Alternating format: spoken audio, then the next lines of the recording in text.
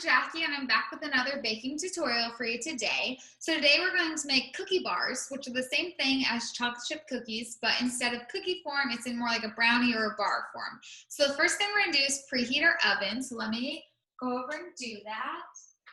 So I hit bake.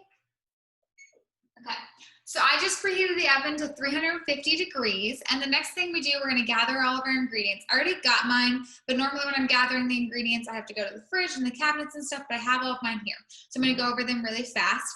Also, the reason why I preheat my oven, first, it's so it's warm and ready to go as soon as my dough or cookies or brownie cake batter, whatever I have in the pan is ready to, as soon as I have it all mixed up and ready to go, the oven's already preheated and I can just put it in, bake, and then come back for it. So the first thing we need is a half a cup of butter. A half a cup of butter is equal to 8 tablespoons or 1 stick of butter if you buy the full length of sticks. Some sticks of butter come in like 4 tablespoons. They're like miniature sticks. So if you have one of those, make sure you have 2 of the 4 tablespoon sticks of butter. But you need 8 tablespoons of butter or half a cup. Then you need 1 cup of brown sugar. I already have my brown sugar in my cup because I was running low and I had just the right amount, maybe a little bit less, but hopefully it turns out perfect anyways. And then you need 1 egg. We need a teaspoon of vanilla. We're gonna need a cup of flour, and your flour should be sifted, so you wanna put it that sifter that I was talking about last time, but I'm in the process of moving and I just realized that my sifter was moved to my new house. So I do not have my sifter here with me today, but that will be okay. And then we need half a teaspoon of salt. So I have some salt right here. And then we need a half a teaspoon of baking powder and 1/8 of a teaspoon of baking soda. So I have my baking soda. And then the last thing is whatever you want to be in your cookie bars. So I'm doing chocolate chips today, so it's like chocolate chips. So I'm gonna do 3/4 cups of chocolate chips put on top. Sometimes I put M&Ms in it. Sometimes I'll put some oatmeal and some M&Ms, or oatmeal and chocolate chips, or chocolate chips and M&Ms, just really whatever you want. Today I'm just doing plain chocolate chips. So I'm gonna tilt you guys down and then we will get started on the process of making the stuff. Okay, so let's get started. Tilt it down a little bit. Okay, so first things first, we have to put our stick of butter in our bowl, in our mixing bowl. And so we want our butter to be completely melted. Sometimes you just want it softened. This butter right now is just softened. It's been sitting out today, but we want it to be completely melted. So I'm gonna put it in the microwave for a quick minute or 30 seconds. You wanna watch it because you don't want it to be overcooked or undercooked. So I'm gonna go and put this in the microwave really fast. So I'm gonna put it back up so you can see the microwave. So I'm gonna just put it in the microwave for, we'll start with 30 seconds and then see how it goes. So do you wanna really look at the recipe, whether it says you want cold butter, softened butter, or melted butter?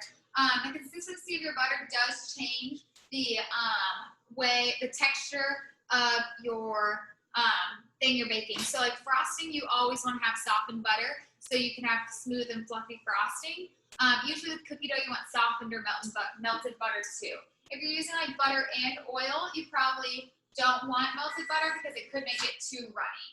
So I got my melted butter, and even though it is just a microwave, you want to be careful when taking things out of it because the bowls could still be hot. So we're going to tilt you guys back down, move the vanilla, and so I'm just going to stir the butter to make sure it's all melted. There are a few chunks, but as I'm stirring, it's going away. So, okay. And once again, I'm just stirring with my spatula to start out with. So I have the butter that I needed. I'm just gonna lay this off to the side. And then next we want to add in the brown sugar, which for brown sugar we needed 1 cup. And so I packed my cup of brown sugar. When you make brown sugar, sometimes you pack it and sometimes you don't. I did pack mine for this. And so sometimes it'll plop out. I don't want it to plop into the butter since it's all liquidy. So I'm going to take my knife and slowly dig it out so that I can mix it in. Okay. So that's my 1 cup of brown sugar. And then we also need to add in our 1 egg, so we just want to crack that in. If you're using eggs, usually I crack them into a separate bowl first and then dump them in, so I don't have the chance of getting eggshells in my mixture is a lot lower, but today I'm just going to crack it straight in. So 1 egg. Okay. And a fun talent that I do not have, but you can practice if you want, is to try to be able to crack an egg with just 1 hand. So the next thing we need to add into before we mix this together is 1 teaspoon of vanilla. So my cap actually equals a teaspoon. You can measure this when you buy your vanilla to see if that's true or not. It works for mine. It does not work for all of them. Kind of depends on which one you have, but I have like a little bigger bottle. So that equals 1 teaspoon, so I don't have to use a measuring spoon for that. Okay, so now that we have the butter, the brown sugar, the egg, and the vanilla in, we're going to mix it. So I'm just using my hand mixer that I went over with last time. And so I'm just gonna slowly start out. Remember, you don't wanna get too fast on this because it can make things fly. So you wanna start slow and always go a little faster. So I'm gonna go up to the next speed. Just wanna make sure it gets all mixed together.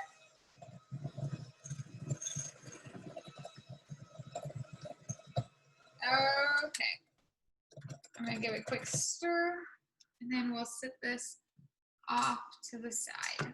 Okay, so that's just our butter, our eggs, our vanilla, and our brown sugar. The next thing we need to add is to add in all of our dry ingredients, and we want to slowly add this in and then mix it and then add a little more and mix it. So once again, the flour that I'm going to be adding next is supposed to be sifted. So we would usually dump it into our sifter and then crank it through so it breaks up all the clumps. But I do not have that at my house right now. So also, if you don't have it, if you guys don't have a sifter, it's okay to just add it in how I'm adding it now. So we need 1 cup of flour. I am actually going to use the 1/3 of a cup because my flour container is a rectangle and the 1 cup doesn't fit in well. And since we're adding it in slowly, I'm gonna add 3 1/3 cups to equal to 1 cup. So remember oh, I don't know if you just heard it, but my oven just beeped. So that's good. Remember when we're adding in flour or when we're measuring stuff, we want the back of the knife and we want to do the little chops. And then 1 smooth cut. Okay, and so that's 1/3. I'm gonna do another 1/3 and then I'm going to mix it. So we want to do chops.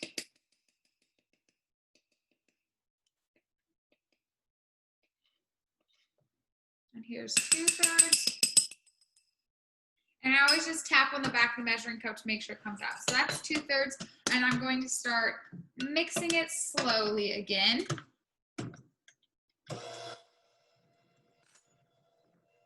The more dry ingredients you add to the liquids, the harder it can get to mix at times too. So you're gonna mix it slowly to get it start to mix in, and then turn it up 1.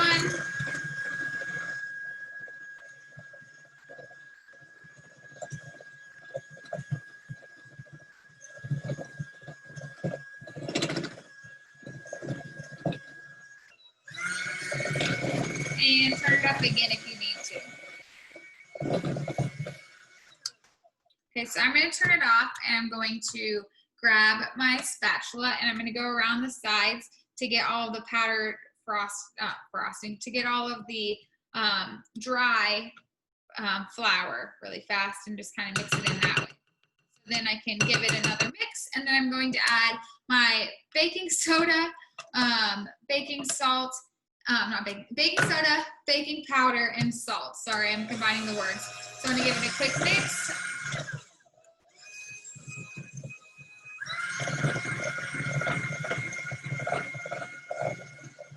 Okay, and it smells really good. I love the smell of vanilla, and I can already smell that even with just the little bit we added. So I'm going to add in, we'll do my baking powder first, and for baking powder, we needed 1/2 teaspoon. So I have my half right here. And the cool thing about baking powder, it has this little lip, so you can just get a big chunk and you just pull the teaspoon up and it will flatten it out for you. So we have half a teaspoon, tablespoon, not teaspoon, sorry. We need a half a tablespoon.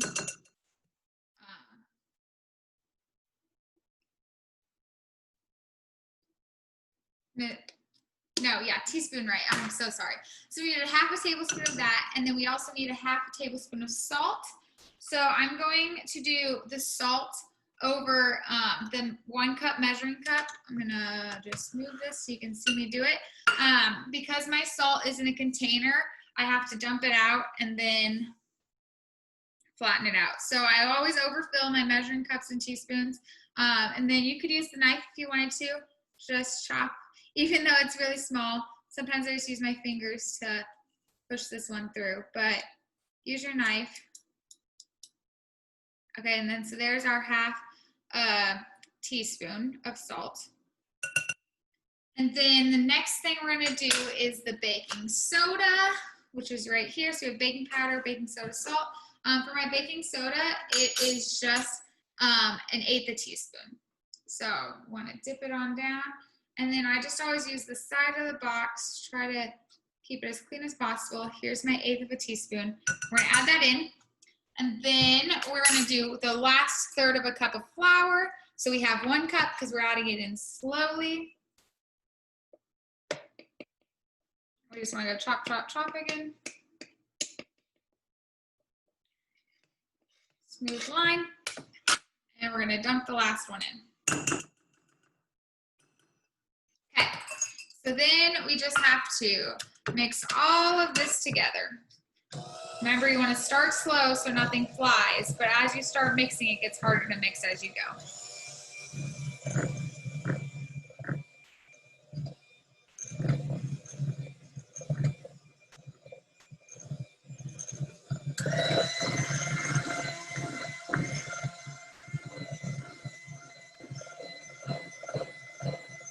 Okay, and now that I have all of the dry ingredients, I'm smelling the butter less and it's starting to smell more like cookie dough. So I'm going to use my spatula again to get the sides and just kind of fold in the few dry ingredients I have left, and then I'll give it one more mix.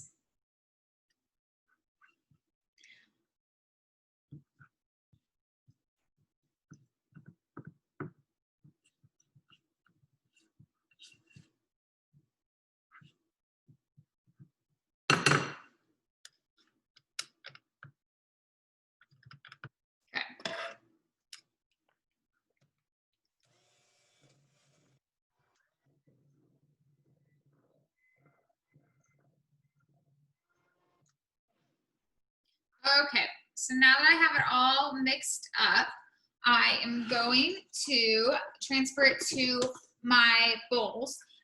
So this recipe calls for a 9x9-inch cake pan, but I did not have my 9x9 pan. So I'm going to put it in a circular pan instead.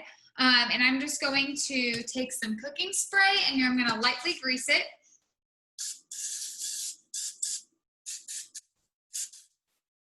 Okay, and then from there, I'm going to try to get some of the batter off this without making a mess. A really easy way to clean the mixer is to lightly lift up, but don't lift up too high because you don't want it to fly out of your bowl, and just turn them on like I just did. Okay, so I have lightly greased my pan. So the next thing is to grab the bowl and to plop my cookie dough in on top.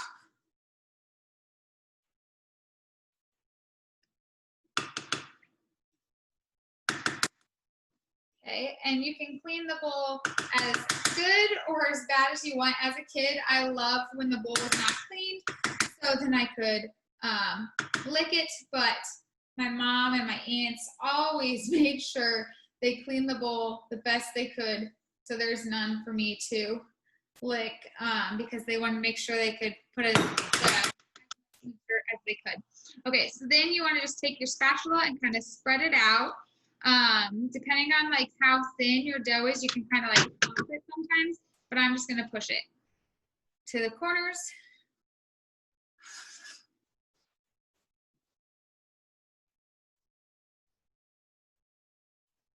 And you want to try to have an even layer. And if it's not perfect, that's okay. We're just cooking for fun. We're not perfectionists here. Okay. And now I'm going to use my finger really fast. Also, something I did not mention in the beginning of this video, the first thing I actually did before I bake or cook anytime is I wash my hands. Even if I'm just cooking for myself at home, I always wash my hands first. So that's what I actually did before I even started this video. Okay. So now we have our cookie dough put down. We're just going to clean up right there. The next step is to add our chocolate chips. So I am doing just chocolate chips today, but a lot of times I like to add M&Ms. My favorite type of cookie are monster cookies. So I like M&Ms, oatmeal, peanut butter, chocolate chips, all of it together, you know. But so we just add our chocolate chips on top. You add however many you think you need. The recipe itself calls for 3/4 of a cup, but I'm just using the rest of my bag. So might look like I added a lot, but I never think you can have too much chocolate.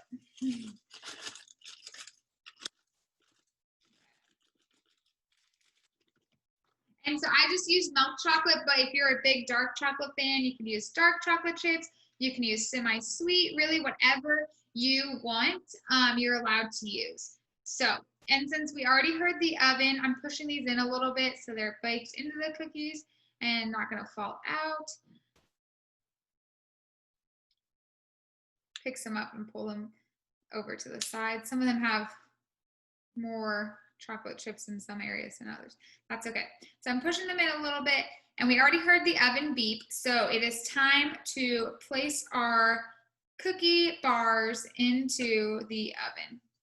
So we are going to pop these in the oven really fast, and then we're going to bake them for 20 to 25 minutes. So I'm going to take my pan over to the oven, which is already preheated, and I'm going to put it in there.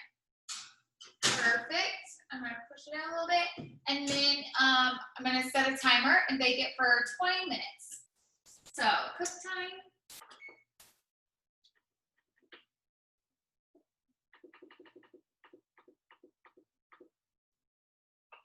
Okay, so my timer is going for 20 minutes, and then we will check it, and if it's done, we'll take it out and let it cool off, and then we'll be done. But we'll be back in like 20-ish minutes. I'm going to pause the video. I'm not going to make you sit for 20 minutes while it cooks. But we'll be back in 20 minutes. I'll be back in 20 minutes to check on the cookies. So sit tight, and we'll be right back. Okay, guys, so it has been 20 minutes. I did check the cookies, but I forgot to record it, but they were perfect, so I took them out. They're still kind of hot, so I have them sitting on this pan, but this, whoa, I almost dropped them. That's what they look like. I'll tilt it down a little bit so you guys can see it. This is what the cookies look like, and then if you want to make it in a 9x13 cake pan, I would suggest to double the recipe that we did. I'm going to put the recipe at the end of the video, so that's what you'll see last. I want to say thank you for tuning in today. I hope you enjoyed this baking tutorial. We will be having more baking / cooking tutorials next week, so tune in for that and check out to see what else Girl Scouts at Home has to offer for our programming. Have a great day, everyone. Bye.